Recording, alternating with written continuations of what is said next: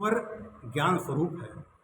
उसमें जितना पढ़ोगे उतना ही आपको और आपसे दूसरों को फायदा होगा।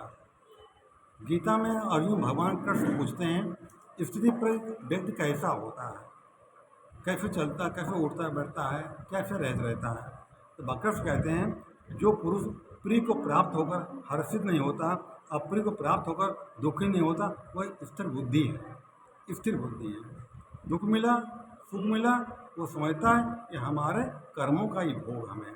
जिस मन भाव जब आता है उसके अंदर दुख और सुख उसके अंदर नहीं रहता है।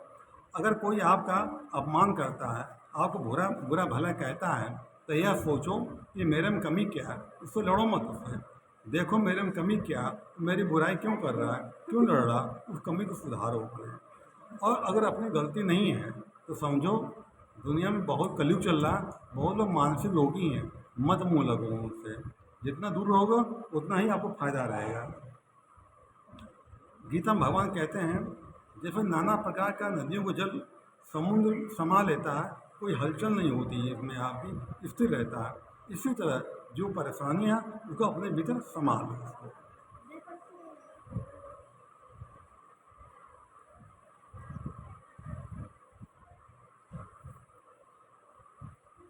रात में सोते समय यह चिंता मनन करो कि जो हमें सवेरे सम कर्म हुए मेरे से, क्या किसी दिल दुखा है, कि हमारे कर्म से किसी को परेशानी हुई है, परमात्मा क्षमा मांगो, ए मेरे मालिक मुझे क्षमा कर, दोबारा मैं कर्म नहीं करूँगा। मैं ऐसा अभ्यास करने से इंसान के जीवन में कोई बुरा कर्म नहीं होता है।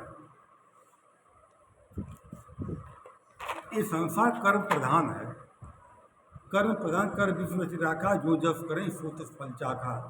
इस दुनिया में किसी कोई सुख दुख नहीं देता है, हमारा कर्म ही हमको सुख और दुख देता है। इसलिए जीवन में कभी दूसरे को दोष नहीं देना चाहिए। कहते हैं पावत दुख सर धुन पछताई, काले कर्म ईश्वर मिथ्या दोष लगाई। इंसान अपने बुरे कर्म करता है, जब फल मिलता है परमात्मा को दोष देता है। परमात्मा किसी को अहित नहीं करता है, न ही किसी फायदा का नुकसान करता है। हमारा कर्म ही हमको सुख और दुख देता है। धन्यवाद, नमस्कार।